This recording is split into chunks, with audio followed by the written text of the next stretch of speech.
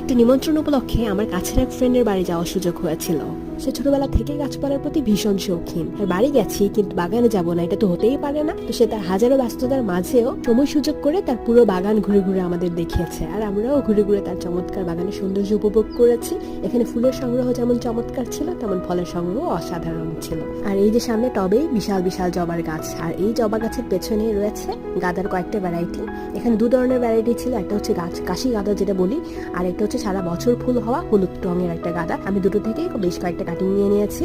বড় ডালগুলোকে ছোট ছোট সাইজে কেটে নিতে হবে এবং প্রত্যেকটা কাটিং এর জাস্ট উপরের দুটো পাতা রেখে নিচের সবগুলো পাতা ফেলে দিতে হবে। আর মিডিয়া আমি রেডি করে নিয়েছি সাধারণ বাগানের মাটির সাথে কোকোপিট মিলিয়ে পুরোনো ওয়ান টাইম গ্লাসে বসিয়ে দিয়েছি। আপনারা চাইলে টবেও রোপণ করতে পারেন। টবে কাটিংগুলো রোপণ করে পানি দিয়ে তারপর ছায়া রাখতে হবে। খুব শীঘ্রই এর আপডেট শেয়ার করবো ইনশাল্লাহ আপনাদের সাথে। ততক্ষণ পর্যন্ত ভালো সুস্থ নিরাপদে থাকুন সবাই। আসসালামু আলাইকুম, হ্যাপি গার্ডেনিং, টাটা।